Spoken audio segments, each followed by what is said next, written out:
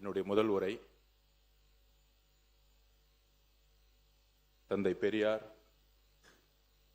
பேரறிஞர் அண்ணா, புரட்சியாளர் அம்பேத்கர் அவர்களுடைய வணக்கத்தை தெரிவித்து இந்த தீர்மானத்தை பேச வாய்ப்பு கொடுத்த எங்களுடைய முதலமைச்சர் அவர்களுக்கும் பேரவைத் தலைவர்களுக்கும் வணக்கத்தை தெரிவித்து, ஒரு வரலாற்று சிறப்புமிக்க தீர்மானம். ஏன் இந்த தீர்மானம்? எங்களுடைய முதலமைச்சர், தமிழ்நாட்டுடைய முதலமைச்சர் ஒரு வரலாற்று சிறப்புமிக்க தீர்மானத்தை இந்த அவையில் கொண்டு வந்திருக்கிறார். இந்த தீர்மானத்தின் அடிப்படை மாநிலங்கள் இல்லாத ஒன்றிய அரசு இல்லை. அறிஞர் அண்ணா வலியுறுத்தியதை போல, பாராளுமன்றத்தில் முழங்கியது போல, மாநில சுயாட்சி இல்லாமல் ஒரு இந்தியாவை உருவாக்க முடியாது. மாநிலங்களை தவிர்த்து இந்திய நாட்டுடைய வளர்ச்சியை உருவாக்க முடியாது. அமெரிக்காவின் ஆபிரகாம் லிங்கன் ஜனாதிபதியாக இருந்த பொழுது ஒரு யுத்தத்தை எதிர்கொண்டார். அந்த யுத்தம் வடக்கு தெற்கு என்கின்ற யுத்தம்.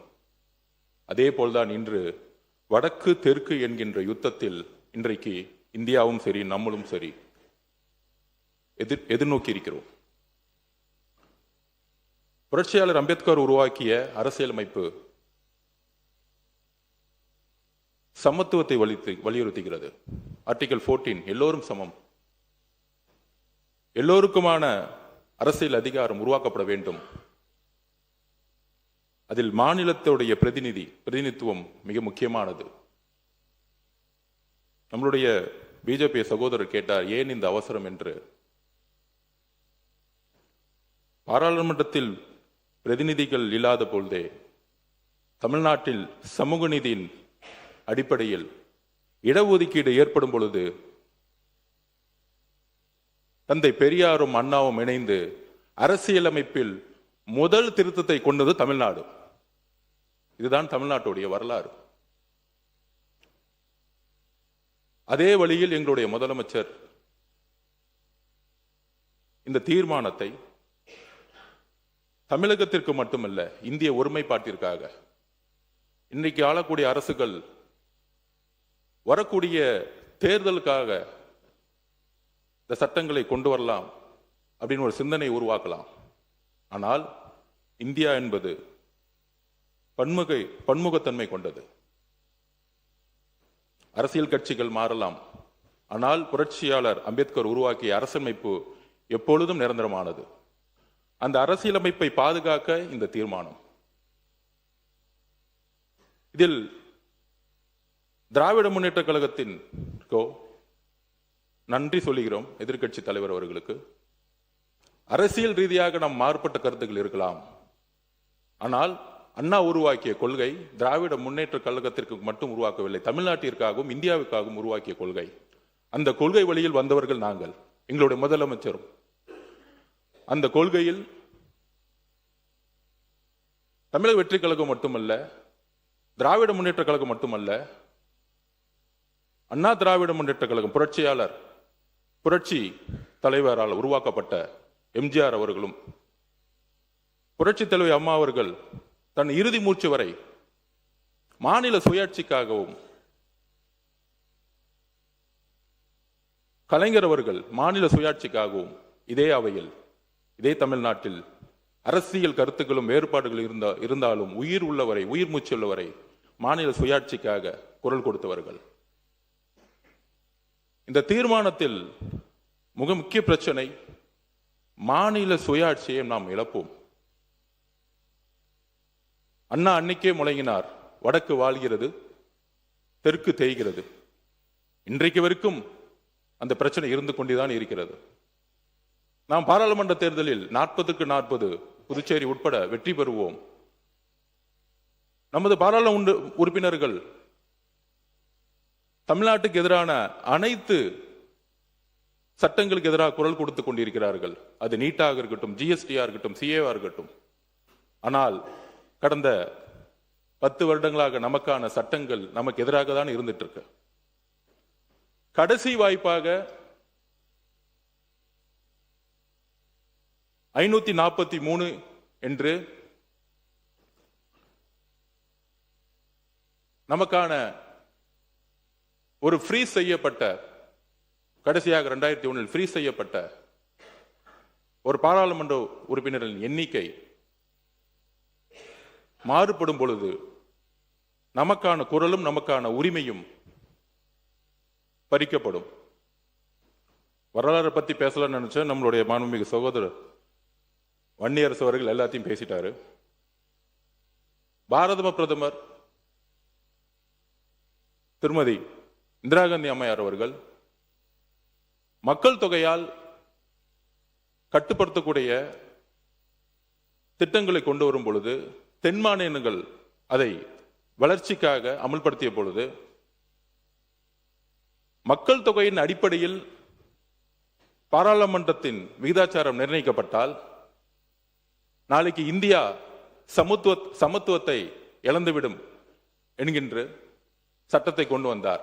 அதன் வழியில் திரு வாஜ்பாய் அவர்கள் 2001 மக்கள் தொகை கணக்கெடுப்பின்படி அப்பொழுதும் சட்டத்தை நிறைவேற்றி 25 வருடங்களுக்கு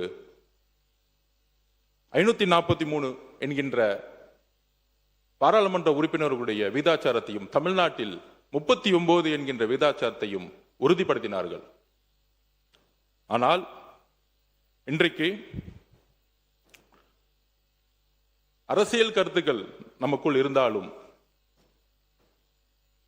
எனக்கு முன்பு பேசிய சட்டமன்ற உறுப்பினர்களுடைய உரையிலிருந்து என்னுடைய விளக்கத்தை நான் தொடர்கிறேன்.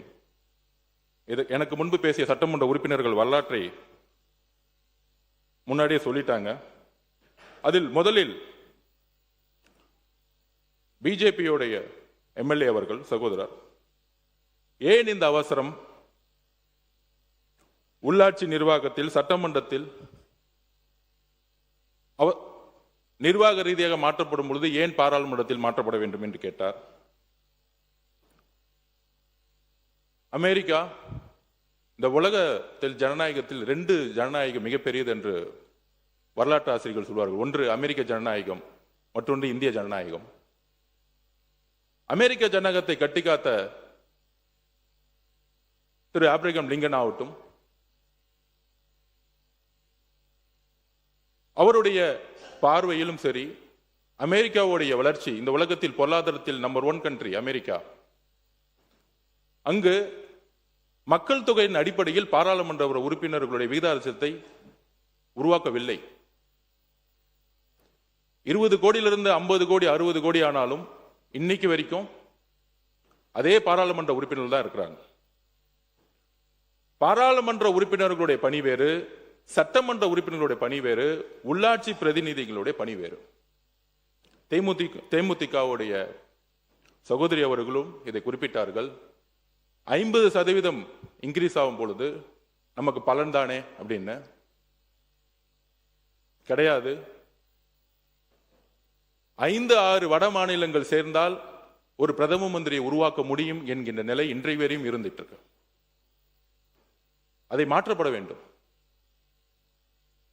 தென்னிந்தியாவில் இருந்து, ஏன் தமிழ்நாட்டிலிருந்து ஒரு பிரதம மந்திரி எதிர்காலத்தில் உருவாக்கப்பட வேண்டும். அதிகாரம் உத்தரப்பிரதேசுக்கோ, பீகாருக்கோ, குஜராத்துக்கோ மட்டுமல்ல. நம்மளுடைய குரல் சட்டமன்றத்தில் ஒலித்தது போல ஒரு நாள் பாராளுமன்றத்தில் ஒரு பிரதம மந்திரியாக ஒலிக்க வேண்டும். இதற்குதான் இந்த தீர்மானம். நாம் பொருளாதாரத்தில் மகாராஷ்டிராக்கு அடுத்த இடத்துல இருக்கிறோம். ஆனால் சட்டங்கள், பாராளுமன்றத்தில் நடக்கக்கூடிய அனைத்து சட்டங்கள் ஏன் தமிழ்நாட்டுக்கு எதிராக இருக்கிறது? ஏன்னா நம்மளுடைய குரல், நம்மளுடைய அதிகாரம் மக்கள் தொகையின் அடிப்படையில் இன்றைக்கு வரைக்கும் செயல்பட்டு இருக்கு. இதுதான் மிகப்பெரிய பிரச்சனை. அப்ப அம்பேத்கர் உருவாக்கிய அரசியலமைப்பு இன்றைக்கு வரைக்கும் கேள்விக்கு உள்ளாக்கப்பட்டிருக்க. அப்ப இன்றைக்கு 3 வழி இருக்கு. முதலில் மக்கள் தொகையின் அடிப்படையில் பாராளுமன்ற உறுப்பினர்களை உயர்த்த நினைத்தார்கள். பாரத பிரதமர் பிரதம மந்திரியாக இருந்த அம்மையார் இந்திரா காந்தி அம்மையார் அதை தடுத்து நிப்பாட்டினாங்க. அதுக்கப்புறம் பிஜேபி அவர் சகோதரர்கள் சொல்லுகிறேன், உங்களுடைய பிரதமர் வாஜ்பாய் அவர்களும் அதை தடுத்து நிப்பாட்டினார். அந்த ஜனநாயகத்தை நாங்கள் மதிக்கிறோம். இங்கு காங்கிரஸ் பிஜேபி என்பது அல்ல. இன்றைய தீர்மானம் காங்கிரஸ் பிஜேபி என்பது அல்ல. இந்த தீர்மானம் மாநில சுயாட்சியும் இந்திய ஒருமைப்பாட்டையும் நிலைநிறுத்துவதற்கு. நாளைக்கு காங்கிரஸ் பிரதம மந்திரி ஆகலாம், பிஜேபி பிரதம மந்திரி ஆகலாம். பிஜேபி இருக்கக்கூடிய சட்டமன்ற உறுப்பினர் அவர்களுக்கு உங்களுடைய வழியிலிருந்தே சொல்லுகிறேன், நீங்கள் எந்திரித்து குரல் கொடுக்கிறீர்கள். 234 பேர் அவையில் இருக்கக்கூடிய ஒருவர் நீங்கள் குரல் கொடுக்கிறீர்கள். உங்களுடைய குரல் எங்கும் கேட்கவில்லை. உங்களுடைய வழி அது. இதே வழி நாளை தமிழ்நாட்டில் ஏற்படக்கூடாது. பாராளுமன்றத்தில் தமிழ்நாட்டுக்கு ஏற்படக்கூடாது, தென்னிந்திய மாநிலத்துக்கு ஏற்படக்கூடாது. நீங்கள் பிஜேபி இருந்தாலும் ஒரு தமிழராக உணருங்கள். இந்த தீர்மானம் எதற்கு என்று அரசியலுக்கு அப்பாற்பட்டு சிந்திக்க வேண்டும். அண்ணா அவர்களும் பெரியார் அவர்களும் புரட்சியாளர் அம்பேத்கரும் அரசியல் கட்சிக்கு அப்பாற்பட்டு இந்தியா என்கின்ற ஒரு நாட்டிற்கும் தமிழ்நாட்டிற்காகவும் சிந்தித்தார்கள். தேர்தல் காலங்களில் வெற்றி பெறுவதற்காக நாம் பல்வேறு அரசியல் களத்தில் நாம் சண்டையிடலாம். ஆனால் இந்த தீர்மானம் நீட்டை விட முக்கியமான ஒரு தீர்மானம். ஏனால் அந்த நீட்டை கொண்டு வரப்படுவதே பாராளுமன்றத்தில் அதிகப்படியான பெரும்பான்மை இருப்பதனால்.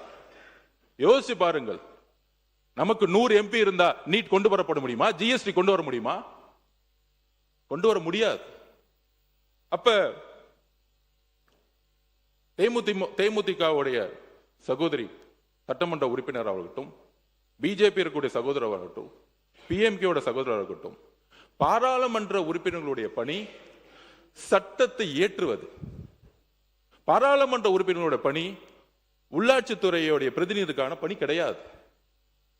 சட்டமன்ற உறுப்பினருக்கான பணி கிடையாது.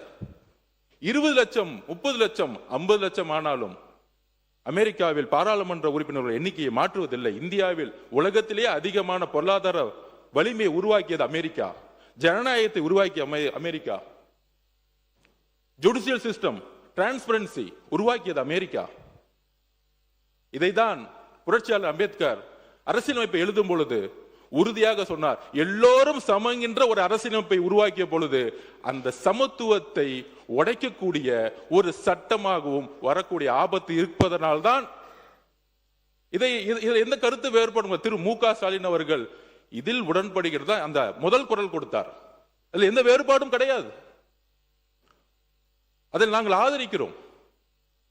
ஆனால் 2026 ஏப்ரலில் அவங்க சொன்ன ப்ரொபோர்ஷனேட் ஃபர்ஸ்ட் பாப்புலேஷன் அடிப்படையில் நம்ம எதிர்த்தோம். அதுக்கப்புறம் நம்மளுடைய தமிழ்நாடு 7.18 அப்படிங்கிற ப்ரொபோர்ஷனேட் விகிதாச்சாரம் குறையக்கூடாது, விகிதாச்சாரம் உயர்ந்தால் வரவேற்கலாமா அப்படிங்கின்ற ஒரு குரல் வந்தது. அதையும் திராவிட முன்னேற்ற கழகத்துடைய திரு மு.க. ஸ்டாலின் கடுமையாக எதிர்த்தார். அதில் நாங்கள் அதான் சொல்றேன், எல்லா முதலமைச்சரும் இல்ல, இந்த பிரச்சனை இப்பதான் வந்துச்சு, அதுக்காக சொல்றோம். இந்த 2 வருஷமா தான் இந்த பிரச்சனை. ஓகே, முன்னாள் முதலமைச்சர் அவர்கள் திரு மு.க. ஸ்டாலின் அவர்கள் கடுமையாக எதிர்த்தார். திமுக எதிர்த்தது. எங்களுடைய தலைவரும் 2025 ஆண்டிலிருந்து இதுவரை 3 அறிக்கை கொடுத்திருக்கிறார். நாங்களும் எதிர்க்கிறோம். ஏன்னா இது அண்ணாவுடைய கொள்கை. அப்படி இருக்கும் பொழுது இப்பொழுது ஏன் இந்த பிரச்சனை அப்படின்னா, புதிதாக ஒரு பிரச்சனை 50% மாநிலங்களுக்கு கொடுக்கலாம் அப்படிங்கிற ஒரு கருத்து வருது. அந்த 50% இந்தியாவில் உள்ள எல்லா மாநிலங்களுக்கும் கொடுக்கப்பட்டால் பாராளுமன்ற உறுப்பினருடைய பிரதிநிதித்துவம் அதிகமாவதே, தமிழ்நாட்டுக்கு அதிகமாவதே அப்படிங்கின்ற ஒரு குரல்.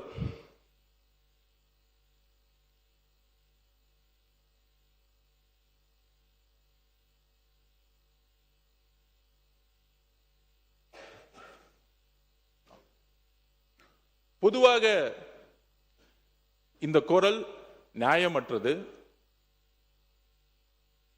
ராஜஸ்தான், மத்திய பிரதேஷ், உத்தரப்பிரதேசம், பீகார் மகாராஷ்டிரா இந்த மாநிலங்களை இணைத்தாலே இந்த 50% அதிகமாகும் பொழுது தேர்தல் அரசியலில் சுலபமாக மீண்டும் வட இந்தியாவின் ஆதிக்கம் உருவாகும். 50% உயர்த்தினாலும் உருவாகும். அதனால் இன்றைக்கு ஃபேர் டீலிமிட்டேஷன் ஃப்ரீஸ் டீலிமிட்டேஷன் முக்கியம். ஃப்ரீஸ் டீலிமிட்டேஷன் பாரத பிரதமர் இந்திரா காந்தி அம்மையார் அவர்கள் உத்தரவாதம் கொடுத்து சட்டத்தை இயற்றியது போல பிஜேபியோடைய பாரத பிரதமர் வாஜ்பாய் அவர்கள் சட்டத்தை இயற்றி மாநில சுயாட்சிக்கும் இந்திய ஒருமைப்பாட்டிற்கும் பாதுகாப்பு கொடுத்தது போல எங்களுடைய முதல்வர் ஏற்படுத்திய தீர்மானம் இந்திய ஒருமைப்பாட்டையும் தென் மாநிலத்துடைய பாதுகாப்பிற்கும் இதே 543 தொடர வேண்டும். இதுதான் எந்த வழி வந்தாலும் அது மக்கள் தொகையின் அடிப்படையிலேயோ இல்ல விகிதாச்சார மாற்றத்தின் அடிப்படையிலேயோ எல்லோருக்கும் சமமான விகிதாச்சாரம் என்று கொடுக்குவோம் என்ற உத்தரவாதம் இருந்தாலோ இல்லை 50% அதிகமான எண்ணிக்கை கொடுத்தாலோ அது நமக்கு தேவையில்லை. தமிழ்நாட்டிலிருந்து மக்கள்கிட்ட இது வரைக்கும் எந்த விதமான குரல் உருவாகவில்லை. அதிகமான பாராளுமன்ற உறுப்பினர்கள் வேண்டும். இது வரைக்கும் மக்கள் எந்த இடத்திலும் போராட்டமோ இல்ல தேவை ஏற்பட்டது கிடையாது. நிர்வாக வசதி தேவையற்றது. ஒரு பாராளுமன்ற உறுப்பினர் சட்டத்தை ஏற்றக்கூடியவர், அவ்வளவுதான். சட்டத்தை ஏற்றக்கூடிய இடத்துல அவருடைய பதிவை செய்யக்கூடிய இடத்துல இருக்கிறார் பாராளுமன்றத்தில். அதனால நிர்வாக வசதிக்காக நமக்கான பிரதிநிதித்துவம் கிடைக்கும் அப்படின்னு சொல்லக்கூடிய ஒரு தவறான வட இந்திய ஆதிக்கத்தில் நாம் வீழ்ந்து விடக்கூடாது என்பதற்காகவே இந்த தீர்மானம். இந்தி பேசும் மாநிலங்கள், நன்றி, இந்தி பேசும் மாநிலங்கள், வடகிழக்கு மாநிலம் எடுத்துக்கொள்ளுங்கள். வடகிழக்குல 7-8 மாநிலங்கள் இருக்கு. ஏன் அவர்கள் குரல் பாராளுமன்றத்தில் ஒலிக்கவில்லை? பிரதிநிதித்துவம் இல்லை. நாளைக்கு வடகிழக்கு மாநிலங்கள் போல தென் மாநிலங்களும் ஆயிடக்கூடாது. அதுக்குதான் இந்த தீர்மானம் முதலமைச்சர் கொண்டு வந்திருக்கிறார். அடுத்த 100 வருஷத்துக்கான அரசியல் மாற்றப்படும். அடுத்த 50 வருஷத்துக்கான அரசியல் மாற்றப்படும். நாம் சமூக நீதி அடிப்படையில் கல்வியை உருவாக்கினோம், உயர்கல்வியை உருவாக்கினோம். அதிகமான மெடிக்கல் காலேஜஸ் இருக்கு. நமக்குள்ள போட்டிகள் இருக்கலாம், அரசியல் சண்டைகள் இருக்கலாம். வளர்ந்த மாநிலமாக இருக்கிறோம். ஆனால் அந்த வளர்ச்சி அரசியல் ரீதியாக வெற்றி பெற வேண்டும். இன்றைக்கு நம்மளுடைய அண்ணன் தங்கம் தன்னரசனுக்கு தெரியும், ஏன் எங்களுடைய நிதியமைச்சர் அந்த தெரியும், நம்ம ₹1 கொடுத்தா நமக்கு ₹40 திருப்பி கொடுக்கிறாங்க. ஏன்? நமக்கான அதிகாரம் கிடையாது. ஓகே, 29 பைசா, 29 பைசா. அப்ப ஏன்? இதுதான் நமக்கான அதிகாரம் இல்லை. நாம் உழைக்கிறோம், அதிகாரத்தை உருவாக்க முடியல. அதுக்காக இந்த எதிர்காலத்தில் 50% என்று சொன்னால் கூட நம்மளுடைய எப்படி 2026 ஏப்ரலில் இந்த சட்டம் வரும் பொழுது 39 பாராளுமன்ற உறுப்பினர்களும் இணைந்து நின்று எதிர்த்தார்களோ, இன்றைக்கு ஒரு வேறுபாடு இருக்கலாம். 2026 அப்புறம் திராவிட முன்னேற்ற கழகத்திற்கும் காங்கிரசுக்கும் அரசியல் ரீதியாக வேறுபாடு இருக்கலாம். உங்களோடு காங்கிரஸ் இருந்தார்கள், எங்களோடு இன்றைக்கு மக்களுடைய முடிவிற்காக எங்களோடு இணைந்தார்கள். தவறு, நான் அரசியல் ரீதியா பேசல.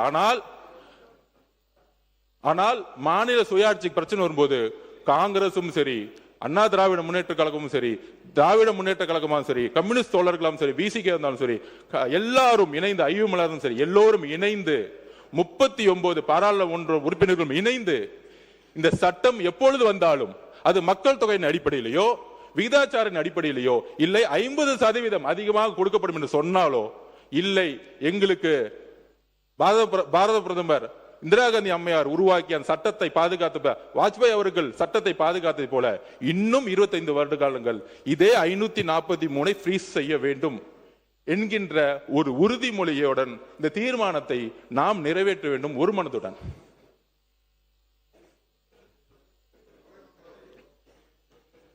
மன்னவர் முடிக்கலையா?